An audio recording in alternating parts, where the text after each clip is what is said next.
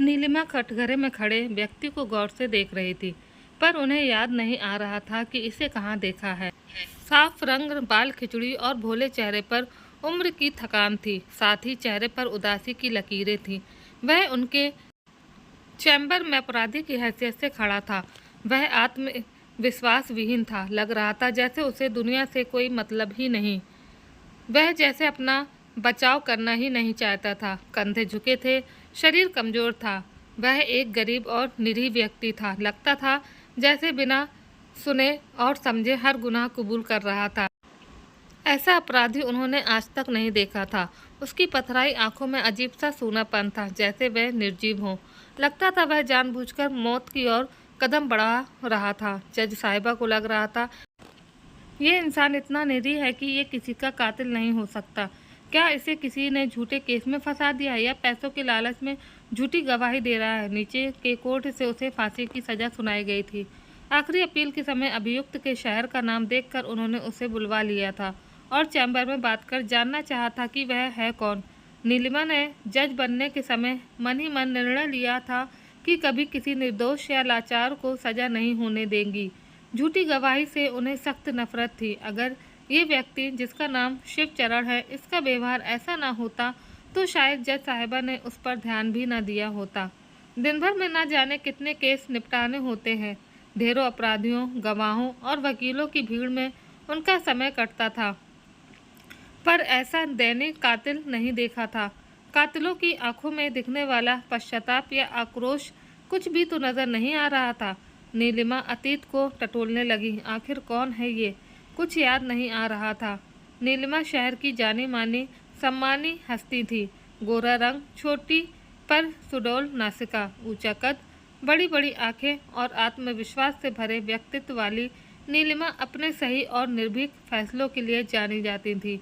उम्र के साथ सफ़ेद होते बालों ने उन्हें और प्रभावशाली बना दिया था।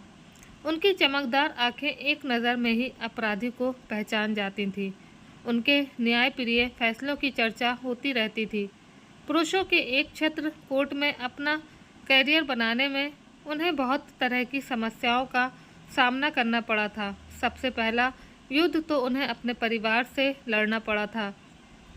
नीलिमा के जहन में बरसों पुरानी बातें याद आने लगीं। घर में सभी प्यार से उसे नीलू बुलाते थे। उसकी वकालत करने की बात सुनकर घर में तो भूचाल आ गया। माँ और बाबूजी ने नाराज़गी की उम्मीद थी, पर उसे अपने बड़े भाई की नाराज़गी अजीब लगी। उन्हें पूरी आशा थी कि महिलाओं के हितों की बड़ी बड़ी बातें करने वाले भैया तो उसका साथ ज़रूर देंगे, पर उन्होंने ही सबसे ज़्यादा हंगामा मचाया था।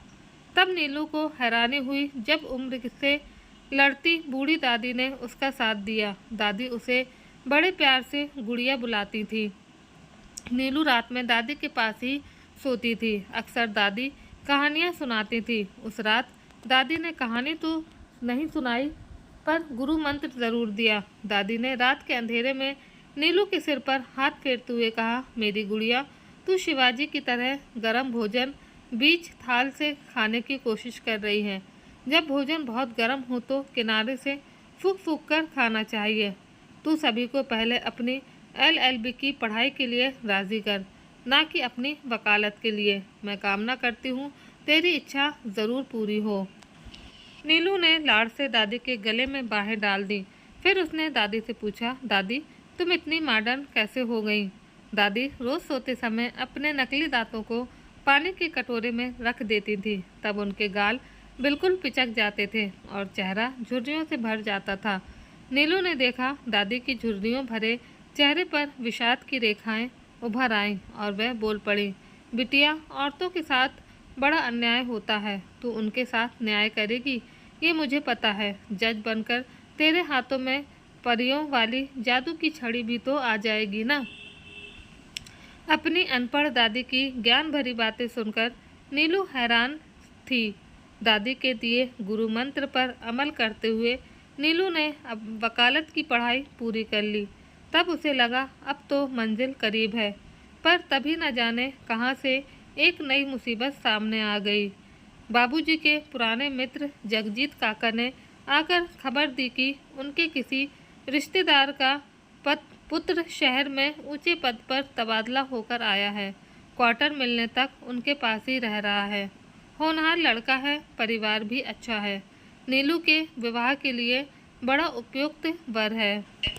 काका रोज सुबह एक हाथ में छड़ी और दूसरे हाथ में धोती थाम कर टहलने निकलते थे। अक्सर टहलना पूरा कर उसके घर आ जाते थे।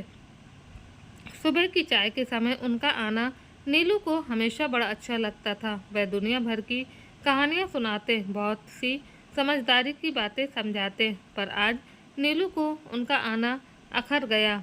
बरसों पहले भाई दूज के दिन माँ को उदास देखकर उन्होंने बाबूजी से पूछा था। भाई ना होने का गम माँ को ही नहीं बल्कि नाना नानी को भी था। उस भाई दूज से ही जगजीत काका ने माँ को मुँह बोली बहन बना लिया था। माँ भी बहन के रिश्ते को निभाती, हर तीज त्योहार में उन्हें कुछ न कुछ भेजती रहती थी। आज का तिलकुट मकर संक्रांति का एडवांस उपहार था। अक्सर काका कहते, नीलू की शादी में मामा का फर्ज तो मुझे ही निभाना है। जीत काका और काकी अपनी इकलौती बेटी प्रीति की शादी के बाद जब भी अकेलापन महसूस करते तब उसे बुला लेते थे। अक्सर वे अम्मा बाबूजी से कहते, प्रीति और नीलू दोनों मेरी बेटियां हैं। काका भी अजीब हैं, लोग बेटी के नाम से घबराते हैं और काका का दिल ऐसा है कि दूसरे की बेटी को भी अपना मानते हैं। प्रीति दीदी की शादी के समय नीलू अपनी परीक्षा में व्यस्त थी। आखिरी पेपर देकर नीलू जल्दी जल्दी प्रीति दीदी के पास जा पहुंची। उसे देखते काकी की तो जैसे जान में जान आ गई। प्रीति के सभी कामों की जिम्मेदारी उसे सौंपकर काकी को बड़ी राहत महसूस हो रही थी। उन्होंने नीलू के घर फ़ोन कर ऐलान कर दिया कि नीलू अब प्रीति की विदाई के बाद ही घर वापस जाएगी।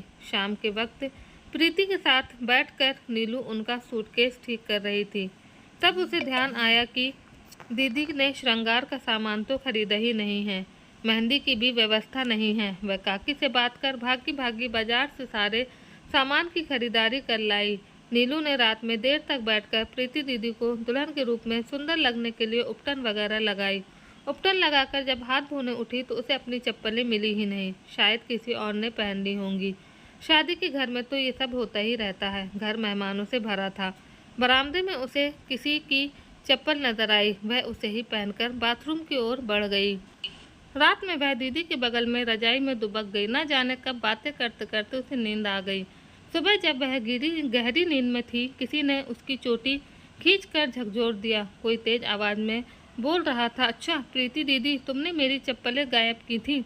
हैरान नीलू ने चेहरे पर से रजाई हटाकर अपरिचित चेहरे को देखा। उसकी आंखों में अभी भी नींद भरी थी। तभी प्रीति दीदी खिलखिलाती हुई पीछे से आ गई। तुषार, ये नीलू है, उमेश काका की बेटी, और नीलू ये तुषार है, मेरी मझली मामी का बेटा। हर समय हवा के घोड़े पर सवार रहता है। मामा की तबीयत ठीक नहीं है, इसलिए मामा और मामी नहीं आ सके तो उन्होंने तुषार को भेज दिया। तुषार उसे निहारता रहा, फिर झेपता हुआ बोला, मुझे लगा दीदी तुम सो रही हो। दरअसल मैं रात से ही अपनी चप्पलें खोज रहा था। नीलू को बड़ा गुस्सा आया। उसने दीदी से कहा, मेरी भी तो चप्पलें खो गई हैं। उस समय मुझे जो चप्पल नज़र आई मैंने पहन ली। मैंने इनकी चप्पलें पहनी हैं। किसी का खून तो नहीं किया। सुबह सुबह नींद खराब कर दी। इतने ज़ोरों से झकझोरा है, सारी पीठ दुख रही है। गुस्से में वह मुंह तक रजाई खींचकर सो गई। तुषार हैरानी से देखता रह गया। फिर धीरे से दीदी से कहा, बाप रे, ये तो वकीलों की तरह जिरह करती है। पूरा दिन काफ़ी व्यस्त रहा। दोपहर में काकी की साड़ी में नीलू ने फॉल लगाया। फॉल का काम पूरा कर नीलू हल्दी की रस्म की तैयारी में लगी थी। बड़े से थाल में हल्दी मंडप में रख रही थी। तभी प्रीति दीदी ने उसे आवाज़ दी। नीलू उनके कमरे में पहुंची। दीदी के हाथों में बड़े सुंदर झुमके थे। दीदी ने झुमके दिखाते हुए पूछा, ये कैसे हैं नीलू? मैं तेरे लिए लाई हूँ, आज पहन लेना। मैं ये सब नहीं पहनती दीदी। नीलू झल्ला उठी। सभी को मालूम था कि नीलू को गहनों से बिल्कुल लगाव नहीं है, पर दीदी और काकी तो पीछे ही पड़ गईं। दीदी ने ज़बरदस्ती उसके हाथों में झुमके पकड़ा दिए तो नीलू ने झुमके ड्रेसिंग टेबल पर रख दिए। तेजी से बाहर निकलने की कोशिश में वह दरवाजे पर खड़े सीधे तुषार से जा टकराई। उसके दोनों हाथों में लगी हल्दी के छाप तुषार की सफ़ेद टी शर्ट पर उभर आए।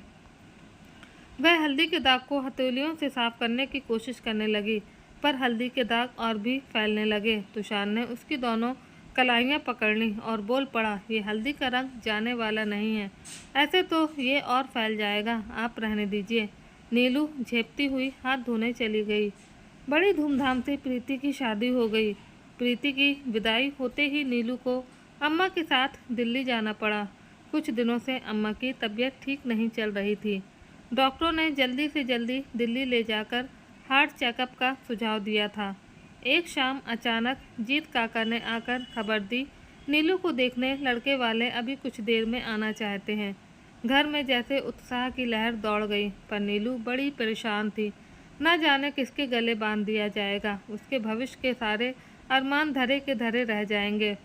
अम्मा उससे तैयार होने को कहकर रसोई में चली गई। तभी मालूम हुआ कि लड़का और उसके परिवार वाले आ गए हैं। बाबूजी, काका और काकी उन सब के साथ ड्राइंग रूम में बातें कर रहे थे। अम्मा ने उसे तैयार न होते देखकर आईने के सामने बैठाकर उसके बाल संवारे। नीलू अम्मा के साथ नज़रें नीचे किए हुए ड्राइंग रूम में जा पहुंची। वह सोच में डूबी थी कि कैसे इस शादी को टाला जाए। काकी ने उसे एक सोफे पर बैठा दिया। तभी बगल से किसी ने धीरे से कहा, मैंने कहा था ना, हल्दी का रंग जाने वाला नहीं है। सामने तुषार बैठा था। तुषार और उसके माता पिता के जाने के बाद काका ने उसे बुलाया। बड़े बेमन से कुछ सोचती हुई वह काका के साथ चलने लगी। गेट से बाहर निकलते ही काका ने उसके कंधे पर हाथ रखते हुए कहा, नीलू, मैं तेरी उदासी समझ रहा हूँ बिटिया। तुषार बहुत समझदार लड़का है। मैंने तुषार को तेरे सपने के बारे में बता दिया है। तू किसी तरह की चिंता मत कर, मुझ पर भरोसा कर। बेटी, काका ने ठीक कहा था। वह आज जहाँ पहुँची है वह सिर्फ तुषार के सहयोग से ही संभव हो पाया था। तुषार आज भी अक्सर मजाक में कहते हैं, मैं तो पहली भेंट में ही जज साहिबा की योग्यता पहचान गया था। उसकी शादी में जीत काका ने सचमुच मामा होने का दायित्व पूरी ईमानदारी से निभाया था, पर वह उन्हें मामा नहीं काका ही बुलाती थी। कोर्ट का कोलाहल नीलिमा को अतीत से बाहर खींच लाया, पर वह अभी भी सोच रही थी, इसे कहाँ देखा है। दोनों पक्षों के वकीलों की बहस समाप्त हो चुकी थी। शिवचरण के गुनाह साबित हो चुके थे। वह एक भयानक कातिल था। उसने इकरारे जुर्म भी कर लिया था। उसने बड़ी बेरहमी से हत्या की थी। एक सोची समझी साजिश के तहत उसने अपने दामाद की हत्या कर शव का चेहरा बुरी तरह कुचल दिया था और शरीर के टुकड़े टुकड़े कर जंगल में फेंक दिए थे। वकील ने बताया कि शिवचरण का आपराधिक इतिहास है। वह एक क्रूर कातिल है। पहले भी वह कत्ल का दोषी पाया गया था, पर सबूतों के अभाव में छूट गया था। इसलिए इस बार उसे कड़ी से कड़ी सज़ा दी जानी चाहिए। वकील ने पुराने केस की फाइल उनकी ओर बढ़ाई। फाइल खोलते ही उनकी नज़रों के सामने सब कुछ साफ हो गया। सारी बातें चलचित्र की तरह आंखों के सामने घूमने लगीं। लगभग 20 वर्ष पहले शिवचरण को कोर्ट लाया गया था। उसने अपनी दुधमुही बेटी की हत्या कर दी थी। तब नीलिमा वकील हुआ करती थीं। कन्या भ्रूण हत्या और बालिका हत्या जैसे मामले उन्हें आक्रोश से भर देते थे। माता पिता और समाज द्वारा बेटे बेटियों में किए जा रहे भेदभाव उन्हें असहाय लगते थे।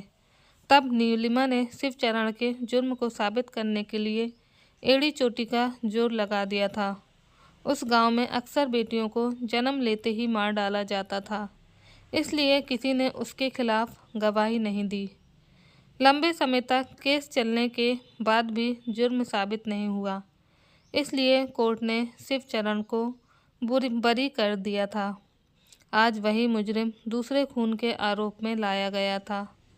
नीलिमा ने मन ही मन सोचा, काश तभी इसे सज़ा मिली होती। इतना सीधा सरल दिखने वाला व्यक्ति दो दो कत्ल कर सकता है। इस बार वह उसे कड़ी सज़ा देंगी। जज साहिबा ने शिवचरण से पूछा, क्या तुम्हें अपनी सफाई में कुछ कहना है? शिवचरण के चेहरे पर व्यंग भरी मुस्कान खेलने लगी। कुछ पल चुप रहने के बाद उसने कहा, हाँ हुजूर, मुझे आपसे बहुत कुछ कहना है। मैं आप लोगों जैसा पढ़ा लिखा और समझदार तो नहीं हूँ, पता नहीं आप लोग मेरी बात समझेंगे या नहीं। आप मुझे ये बताइए कि अगर कोई मेरी बिटिया को जलाकर मार डाले और कानून से भी अपने आप को बचा ले, तब क्या उसे मार डालना अपराध है? मेरी बेटी को उसके पति ने दहेज के लिए जला दिया था। मरने से पहले मेरी बेटी ने आखिरी बयान दिया था कि कैसे मेरी फूल जैसी सुंदर बेटी को उस व्यक्ति के पति ने जला दिया था, उसके पति ने जला दिया था। पर वह शातिर पुलिस और कानून से बच निकला, इसलिए उसे मैंने अपने हाथों से सजा दी। मेरे जैसा कमज़ोर पिता और कर ही क्या सकता है। मुझे अपने किए गुनाह पर कोई अफसोस नहीं है। उसका चेहरा मासूम लग रहा था। उसकी बूढ़ी आंखों में आंसू चमक रहे थे, लेकिन चेहरे पर संतोष झलक रहा था। वह जज साहिबा की ओर मुखातिब हुआ। हुजूर, आज से 20 वर्ष पहले जब मैंने अपनी बड़ी बेटी को जन्म लेते ही मार डाला था, तब आप मुझे सज़ा दिलवाना चाहती थी। आपने तब मुझे बहुत भला बुरा कहा था। आपने कहा था बेटियां अनमोल होती हैं। मारकर आपने जघन अपराध किया है। आपकी बातों ने मेरी रातों की नींद और दिन का चैन ख़त्म कर दिया था। इसलिए जब मेरी दूसरी बेटी का जन्म हुआ, तब मुझे लगा कि प्रकृति ने मुझे भूल सुधारने का मौका दिया है। मैंने प्रायश्चित करना चाहा। उसका नाम मैंने ऋचा रखा। बड़े जतन और लाड़ से मैंने उसे पाला। अपनी हैसियत के अनुसार उसे पढ़ाया और लिखाया। वह मेरी जान थी। मैंने निश्चय किया कि उसे दुनिया की हर खुशी दूंगा। मैं हर दिन मन ही मन आपको आशीष देता कि आपने मुझे पुत्री सुख से वंचित होने से बचा लिया। मेरी ऋचा बड़ी प्यारी, सुंदर, होनहार और समझदार थी। मैंने उसकी शादी बड़े अरमानों से की। अपनी सारी जमा पूंजी लगा दी, मित्रों और रिश्तेदारों से उधार लिया, किसी तरह की कमी नहीं की। पर दुनिया ने उसके साथ वही किया जो मैंने 20 साल पहले अपनी बड़ी बेटी के साथ किया था, उसे मार डाला। तब सिर्फ मैं दोषी क्यों हूँ? मुझे खुशी है कि मेरी बड़ी बेटी को इस क्रूर दुनिया के दुखों और भेदभाव को सहना नहीं पड़ा। छोटी बेटी को समाज ने हर वह दुख दिया जो एक कमज़ोर पिता की पुत्री को झेलना पड़ता है। ऐसे में सज़ा किसे मिलनी चाहिए, मुझे या इस समाज को? अब आप बताइए कि बेटियों को पाल पोस कर बड़ा करने से क्या फ़ायदा है? पल पल तिल तिल कर मरने से अच्छा नहीं है कि वह जन्म लेते ही इस दुनिया को छोड़ दें। कम से कम वह ज़िंदगी की तमाम तकलीफ़ों को झेलने से तो बच जाएंगी। मेरे जैसे कमज़ोर पिता की बेटियों का भविष्य ऐसा ही होता है। उन्हें ज़िंदगी के हर कदम पर दुख दर्द झेलने पड़ते हैं। काश मैंने अपनी छोटी बेटों को भी जन्म लेते ही मार दिया होता। आप मुझे दोषी मानती हैं, पर मैं इस समाज को दोषी मानता हूँ। क्या कोई अपने बच्चों को इसलिए पालता है कि उसे ये नतीजा देखने को मिले, या समाज हमें कमज़ोर होने की सज़ा दे रहा है? क्या सही, क्या गलत, आप मुझे बताइए। नीलिमा अवाक थी। मूक नज़रों से शिव चरणों के लाचार कमज़ोर चेहरे को देख रही थी। उनके पास जवाब नहीं था। आज एक नया नज़रिया उनके सामने था। उन्होंने उसकी फांसी की सज़ा को माफ़ करने की दया याचिका प्रेसिडेंट को भिजवा दी। अगले दिन अखबार में नीलिमा के इस्तीफ़े की खबर छपी थी। उन्होंने वक्तव्य दिया था, इस असमान सामाजिक व्यवस्था को सुधारने की ज़रूरत है। ये समाज लड़कियों को समान अधिकार नहीं देता है, जिससे न्याय अन्याय बन जाता है, क्योंकि हर सिक्के के दो पहलू होते हैं। गलत सामाजिक व्यवस्था न्याय को गुमराह करती है और लोगों का न्यायपालिका से भरोसा ख़त्म करती है। मैं इस गलत सामाजिक व्यवस्था के विरोध में न्यायाधीश पद से इस्तीफ़ा देती हूँ। उन्होंने अपने वक्तव्य में ये भी जोड़ा कि वे अब एक समाज सेवी संस्था के माध्यम से आमंजन को कानूनी सलाह देंगी और साथ ही गलत कानून को बदलवाएंगी भी। तो बस आज की कहानी में इतना ही। आप सबका बहुत बहुत धन्यवाद।